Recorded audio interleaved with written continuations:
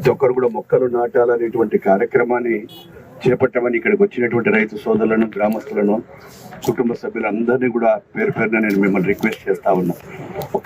ప్రతి మనిషి ఒక మొక్క నాటితే చాలని.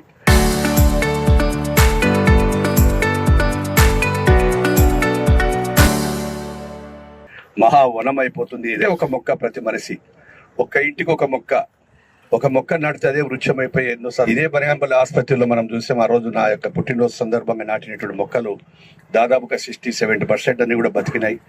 కాలుష్యం తగ్గాలి అంటే మొక్కలు పెరగాల్సిన బాధ్యత ఉంది. ఎప్పుడైతే ఈ మొక్కలు మహామానవ యొక్క వృక్షాలు అయితే గతంలో చూసాం మనం 40-40 ఏళ్ల కిందట ఎన్నో వృక్షాలంతా కూడా ఉండేటివి. ఎందుకంటే ఇప్పుడు రాను రాను మళ్ళీ రోడ్లు వెడల్పు చేసేటువంటి భాగంలో చాలా చోట కూడా చెట్లను తీయాల్సి వస్తూ ఉంది.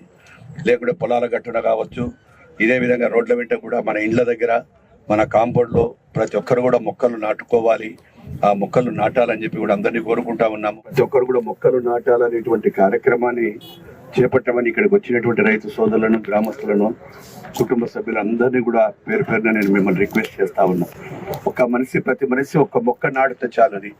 మహావనం అయిపోతుంది. ఇదే ఒక మొక్క. ప్రతి మనిషి ఒక్క ఇంటికి ఒక మొక్క నాటితే అదే వృక్షం అయిపోయి ఎన్నోసార్లు ఇదే బనగానపల్లి ఆసుపత్రిలో మనం చూసాం. ఆ రోజు నా యొక్క పుట్టినరోజు సందర్భంగా నాటినటువంటి మొక్కలు దాదాపుగా 60-70% అన్ని కూడా బతికినాయి.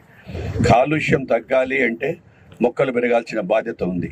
ఎప్పుడైతే ఈ మొక్కలు మహామానవ యొక్క వృక్షాలు అయితే గతంలో చూసాం మనం 40-40 ఏళ్ల కిందట ఎన్నో వృక్షాలంతా కూడా ఉండేటివి.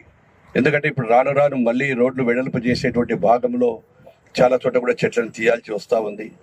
లేకుంటే పొలాల గట్టున కావచ్చు, ఇదే విధంగా రోడ్ల వెంట కూడా మన ఇండ్ల దగ్గర, మన కాంపౌండ్లో ప్రతి ఒక్కరు కూడా మొక్కలు నాటుకోవాలి. ఆ మొక్కలు నాటాలని చెప్పి కూడా అందరినీ కోరుకుంటా ఉన్నాము.